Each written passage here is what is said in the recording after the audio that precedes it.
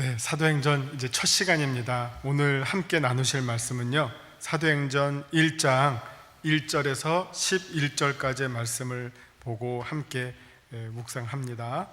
사도행전 1장 1절부터 11절까지 제가 먼저 읽겠습니다. 데오빌로여, 내가 먼저 쓴 글에는 무릇 예수께서 행하시며 가르치시기를 시작하신부터 그가 택하신 사도들에게 성령으로 명하시고 승천하신 날까지의 일을 기록하였노라. 그가 고난받으신 후에 또한 그들에게 확실한 많은 증거로 친히 살아계심을 나타내사 40일 동안 그들에게 보이시며 하나님 나라의 일을 말씀하시니라. 사도와 함께 모이사 그들에게 분부하여 이르시되 예루살렘을 떠나지 말고 내게서 들은 바 아버지께서 약속하신 것을 기다리라. 요한은 물로 세례를 베풀었으나 너희는 몇 날이 못되어 성령으로 세례를 받으리라 하셨느니라. 그들이 모였을 때 예수께 여쭈어 이르되 주께서 이스라엘 나라를 회복하심이 이때니까 하니, 이르시되 때와 시기는 아버지께서 자기의 권한에 두셨으니 너희가 알 바 아니요 오직 성령이 너희에게 임하시면 너희가 권능을 받고 예루살렘과 온 유대와 사마리아와 땅끝까지 이르러 내 증인이 되리라 하시니라. 이 말씀을 마치시고 그들이 보는데 올려져 가시니 구름이 그를 가리어 보이지 않게 하더라. 올라가실 때에 제자들이 자세히 하늘을 쳐다보고 있는데 흰 옷 입은 두 사람이 그들 곁에 서서 이르되 갈릴리 사람들아, 어찌하여 서서 하늘을 쳐다보느냐? 너희 가운데서 하늘로 올려지신 이 예수는 하늘로 가심을 본 그대로 오시리라 하였느니라. 아멘. 오늘 보시면요, 1절부터 11절까지의 내용이에요. 그러니까 약 한 10절 정도의 내용인데 이 안에 담고 있는 그 내용들이 무척 많아요. 그래서 거의 두 절마다 새로운 내용들이 차례대로 등장하고 있습니다. 1절, 2절은 무슨 얘기를 하고 있냐면은 1절, 2절에서 말하고 있는 내용은 누가복음이에요. 누가복음. 데오빌로요, 내가 먼저 쓴 글에는, 누가가 먼저 쓴 글이 무엇입니까? 누가복음이죠. 그 다음에 나중에 쓴 글은 사도행전이고요. 그러니까 먼저 쓴 글에는 뭐가 있었느냐? 예수님께서 행하시고 가르치시기 시작하신부터, 그리고 승천하신 날까지. 누가복음의 제일 마지막 24장 보면 승천으로 끝나거든요. 예수님의 전생애가 기록되었다. 그게 1절, 2절에서 두 절로 딱 소개하고, 그 다음에 3절, 4절에서는 십자가에서 돌아가신 후, 그 다음에 부활하셔서 40일 동안 제자들 가운데 나타내 주셨던 그 40일의 이야기를 두 절로, 3절과 4절로 요약해서 소개하고 있어요. 그리고 그 다음에 4절부터는 3절에서 그렇게 요약하고 있고요. 4절부터 5절까지는 성령이 임할 것에 대한 예고가 나오고 있고요. 그리고 6절, 7절은 아직까지도 제자들과 예수님이 헛바퀴 돌고 있는 모습을 보여줘요. 제자들의 관심은 아직까지도 세상의 관심이에요. 이스라엘을 회복할 때가 이제 됐습니까? 하는 거예요. 거기에 대해서 예수님은 그때 아직 멀었다, 아직 너네들의 관심이 아닌데 그건 하나님이 알아서 하실 일이다 하면서 예수님께서 화제를 바꾸시는데, 이제 너희에게 내가 약속한 성령이 임하게 될 것이다. 그렇게 되면 너희가 어떤 일을 하게 될 것이냐? 내 증인으로 땅끝까지 퍼져나갈 것이다. 이 일을 말씀하시고 계세요. 8절까지. 그 다음에 9절, 10절, 11절은 예수님의 승천을 소개하고 있어요. 이거 짧은 내용 안에 누가복음 나왔죠. 그 다음에 40일의 부활 이후에 예수님의 이 땅에서의 사역이 나왔죠. 부활 이후에 40일 동안의 사역. 그 다음에 성령 강림에 대한 약속이 나왔죠. 그 다음에 그 성령이 정말 임하시게 됐을 때 너희가 어떻게 나의 증인이 될 것인지를 소개하고 있고, 마지막에는 승천으로 이어지고 있어요. 이 다음에 이제 본격적으로 사도행전의 본론이 시작되는 거죠. 이거는 어떻게 보면 누가복음으로부터 사도행전으로 건너가기 위한 연결고리의 내용을 이 6절의 내용 가운데 압축적으로 소개해주고 있는 내용이 오늘 되겠습니다. 그 내용을 가지고 이제 한번 소개해 드릴게요. 말씀 요점 먼저 보십니다. 우리 유인물입니다. 예수님께서는 하늘로 올라가시기 직전 제자들에게 성령님을 보내주실 것을 약속하십니다. 이로 인해 제자들은 예수님의 증인으로 이 땅에서 살게 됩니다. 성령님이 오시면, 이제 올라가시면서 성령님을 보내주시면 그 성령으로 세례를 받은 예수님의 제자들이 이제는 예수님의 증인으로 살게 됩니다 하는 내용이 이제 간단하게 소개가 됩니다. 자, 말씀 산책입니다. 저자 누가는 누가복음에 이어서 사도행전을 기록하므로 예수님의 복음 사역이 멈추지 않고 계속 진행될 것을 말해줍니다. 이 누가복음 제일 끝부분 한번 그 앞으로 잠깐 돌아가서 보죠. 누가복음 24장 44절서부터 49절의 말씀, 누가복음 24장 44절부터 49절까지의 말씀을 한번 제가 볼게요. 141쪽이 되겠습니다.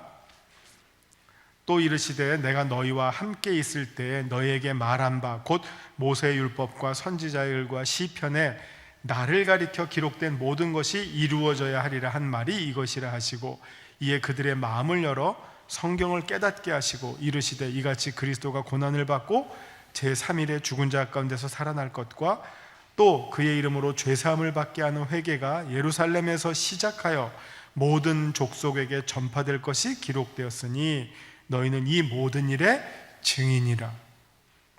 볼지어다 내가 내 아버지께서 약속하신 것을 너희에게 보내리니 너희는 위로부터 능력으로 입혀질 때까지 이 성에 머물라 하시니라. 이 성이 어디죠? 예루살렘 성에. 예루살렘 성에 머물면 이제 예수님께서 보내주시겠다고 약속하신 아버지로부터 오시게 되는 성령님을 받으면 증인이, 세상 끝까지 증인이 된다 하는 이 말씀이 이제 오늘 본문에서 실현이 되는 것이죠. 즉 예수님의 제자들을 통해 선포되는 하나님 나라의 복음은 실제로 성령 가운데 일하시는 예수님의 구원 행위입니다. 이런 점에서 예수님의 부활 이후에도 제자들은 예수님으로부터 하나님 나라의 일을 또 배워야 했습니다. 그리고 하나님 나라와 예수님을 증거하기 위해서 제자들은 아직도 이스라엘 나라가 로마로부터 독립될 날에 관심을 갖고 있었지만 예수님께서는 제자들이 하나님 나라에 더욱 눈뜨기를 간절히 소망하셨습니다. 성령께서 제자들에게 임하실 때 그들은 이전과 다른 하나님 나라의 현실과 비전을 알아차리게 될 것입니다. 왜냐하면 성령에 사로잡힌 제자들이 예수님의 증인이 되어 하나님께서 원하시는 곳곳마다 나아가 구원의 복음을 선포하는 일이 나타났기 때문입니다. 자, 여기까지 하고요. 이제 우리가 어디를 보냐면요, 요한복음으로 건너가겠습니다. 요한복음 14장입니다. 예수님께서 약속하신 성령에 대해서 지금 이제 사도행전에서 1장에서 예수님께서 제자들에게 이제 성령이 오시리라, 성령이 너희들에게 세례와 같이 부어지리라 라고 말씀하시죠. 그 구체적인 내용이 이제 성령이 무엇이고 어떤 분이시고 그분이 오시면 어떻게 되는지를 아주 잘 소개해 주신 내용이 요한복음 14장과 15장에 나와요. 자, 요한복음 14장 먼저 12절을 먼저 한번 볼게요. 12절. 내가 진실로 진실로 너희에게 이르노니 나를 믿는 자는 내가 하는 일을 그도 할 것이요 또한 그보다 큰 일도 하리니 이는 내가 아버지께로 감이라. 요 얘기가 무슨 얘기입니까? 12절. 내가 아버지께로 가요. 그렇기 때문에 이제는 예수님이 3년 동안 지상에서 하셨던 것처럼 예수님이 직접 못하세요. 그러면 누가 그 일을 대신합니까? 예수님의 제자들이 대신해요. 예수님이 제자들이 대신하는 일은 그 무슨 일을 하느냐? 그들이 3년 동안 예수님을 통해서 보고 배운 것들을 대신해요. 그래서 이 사람들을 뭐라고 부릅니까? 그래서 증인이라고 하는 거예요. 증인은 뭘 하는 겁니까? 자기가 본 바, 경험한 바를 이야기하는 거죠. 자기가 본 사건들을 이야기해요. 어떻게 보면 그 사건은 이제 사라졌어요. 그 사건은 사라졌어요. 그러나 그 사건이 누구에게 남아있습니까? 증인들의 생각 속에 남아있어요. 증인들의 경험 속에 남아있어요. 우리 길 가다가 무슨 이렇게 플랜카드 써붙인 거 보시죠? 몇 날 몇 월 며칠 교통사고 목격자를 찾습니다. 증인을 찾는다는 거예요. 그 사건은 이미 지나갔어요. 그러나 누가 그 사건을 되돌려 줍니까? 증인이, 목격자가 그 사건을 되돌려줘요. 이렇게 내가 봤다, 이 사건은 이와 같다라고 증인이 얘기해 주잖아요. 똑같아요. 이제 예수님은 하나님 우편으로 올라가셨어요. 그러면 예수님이 하시던 일을 누가 그대로 전달합니까? 우리가 하는 거예요. 제자들이, 증인. 근데 증인이 이랬을까? 이게 뭐 자기 생각에 의존해서 하는 게 아니라 여기에 뭐가 개입이 돼요. 그게 누구냐? 성령님이에요. 이 성령님이 오시기 전까지 이게 좀 이 사도행전이 아주 치밀해요. 뭘 보여주고 있습니까? 성령님이 오시기 전까지 이 제자들이 자기들이 봤지만 무슨 얘기하고 있죠? 헛소리해요. 뭐요? 이스라엘 나라를 회복하심이 이때입니까? 이러고 있어요. 근데 이들의 관심을 무엇이 바꿉니까? 성령님이 바꿨어요. 그래서 이스라엘 나라를 회복하는 게 중요한 게 아니라 하나님 나라를 선포하는 게 중요하다. 이스라엘 나라가 아니라 하나님 나라다. 예수님이 하신 일을 증거하는 게 중요하다. 이렇게 이들이 사역이 바뀌게 된 그 핵심에 무엇이 있느냐? 성령의 강림이 있어요. 그러면 성령님이 누구시길래 그들이 이렇게 바뀌었죠? 그 내용이 16절, 17절에 와요. 16절, 17절. 요한복음 14장 16절, 17절을 보시면, 자, 16절. 내가 아버지께 구하겠으니 그가 또 다른 보혜사를 너희에게 주사 영원토록 너희와 함께 있게 하리니. 그런데 그 보혜사이신 성령이 어떤 분이냐? 17절. 그는 진리의 영이라. 진리의 영. 자, 왜 진리의 영이 왜 진리의 영이라고 했을까요? 이들이 무엇을 해야 됩니까? 증언을 해야 돼요. 증언은 뭐에 기반을 둬야 됩니까? 사실에 기반을 둬야 되겠죠. 팩트. 사실에 기반을 둬야지 그 증언이 참되겠죠. 그런데 성령님은 어떤 분이시라고요? 진리의 영이에요.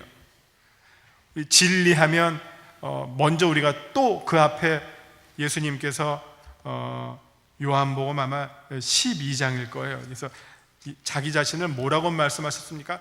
나는 곧 길이요 진리요 생명이라. 예수님이 진리 자체셨어요.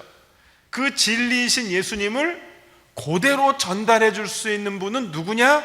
진리이신 성령님이에요. 그 성령님이 우리에게 임하실 때 우리가 본 것들을 참되게 증언할 수가 있어요. 그렇기 때문에 이 진리의 성령께서 제자들에게 임했을 때 그들은 비로소 그들이 그동안 보고 깨달았지만 미처 알지 못했던 것들을 그대로 말할 수 있게 됐어요. 자, 그러면 그들이 그대로 말할 수 있게 된 것에 대해서 어떻게 말하고 있느냐? 14장 26절을 보시겠습니다. 14장 26절 뭐라고 합니까? 보혜사 곧 아버지께서 내 이름으로 보내실 성령 그가 너희에게 모든 것을 가르치고 내가 너희에게 말한 모든 것들을 생각나게 해요. 그래야지 예수님을 증언할 수 있겠죠.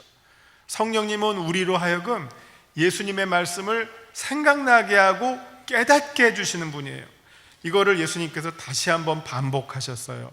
요한복음 15장 그 다음 장 26절 7절 26절 7절 내가 아버지께로부터 너희에게 보낼 보혜사 곧 아버지께로부터 나오시는 진리의 성령이 오실 때에 그가 나를 무엇한다고요? 증언하리라요.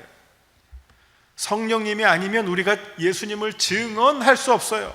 내 생각대로 얘기하면 뭐 산으로 갈지 바다로 갈지 몰라요. 그러나 성령님의 감동이 임할 때, 성령님이 우리에게 깨우쳐 주시고 가르쳐 주실 때 우리가 증언하는 내용은 곧 예수님의 그 복음, 예수님이 하신 일을 우리가 그대로 온전하게 증거할 수가 있어요. 그렇기 때문에 이 중요한 순간에, 이 사도행전 시작할 때 반드시 무엇이 있어야 됩니까? 예수님이 하시고 가르쳐 주신 것들을 우리로 하여금 온전히 깨닫게 해주시는 성령님이 오시지 않고는 어느 누구도 예수님을 증언할 수가 없어요. 자기의 생각대로 증언하는 게 아니에요. 그렇기 때문에 사도행전의 정말 진짜 시작은 1장 8절, 오직 성령이 너에게 임하시면 너희가 예루살렘과 온 유대와 사마리아 땅끝까지 내 증인이 되리라. 왜? 자, 이게 모든 상황을, 지금 1절부터 11절까지의 모든 상황을 설명해요. 이제 예수님 안 계세요. 안 계시니까 예수님이 하셨던 일들을 누군가 이어서 해야 돼요. 그 사람들을 우리는 증인들이라 그래요. 근데 증인들은 증언을 하는 사람들이에요. 증거를 하는 사람들이에요. 그럼 우리가 무엇으로 증언을 하고 증거를 합니까? 성령님께서 우리에게 가르쳐 주시고 생각나게 해주시고 감동시켜 주시고, 그 다음에 또 조명이라는 거 있거든요. 조명. 우리가 어두운데 빛이 없으면 안 보이잖아요. 우리의 이 깜깜한 어리석은 생각들을 성령님께서 비춰주시면 우리가 깨닫게 돼요. 여기 하나님의 말씀이 여기에 담겨져 있구나. 이게 진리였구나. 그 진리 때문에 내가 내 삶을 바꿔요. 거룩한 삶으로 바꾸고. 그러니까 이게 증인이라고 하는 거는 입으로만 증인하는 게 아니라 내 삶의 모습으로 예수님처럼 살고, 예수님이 걸어가신 길을 내가 걷고 예수님처럼 행동하면 내 삶이 예수님을 보여주는 거예요. 그래서 바울은 우리를 뭐라고 말했습니까?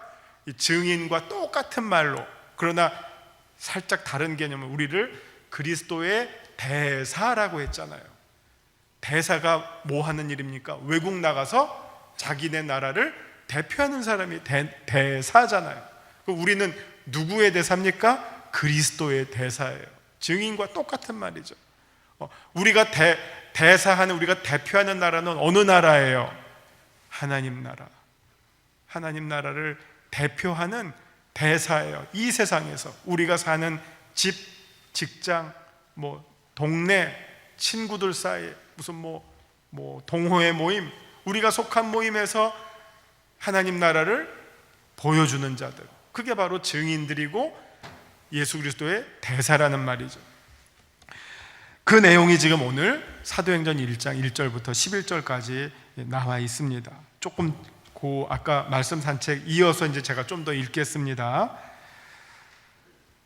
그래서 이제 왜냐하면부터 읽을게요. 왜냐하면 성령에 사로잡힌 제자들이 예수님의 증인이 되어 하나님께서 원하시는 곳곳마다, 그곳이 어디든지 나아가서 구원의 복음을 선포하는 일이 나타납니다.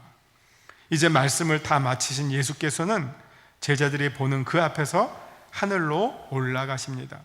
이 땅에서 해야 할 메시아의 사역을 다 완성하시고 이제 더욱 영광스러운 자리로 나아가서 메시아의 또 다른 사역을 우리를 위해서 행하실 것입니다.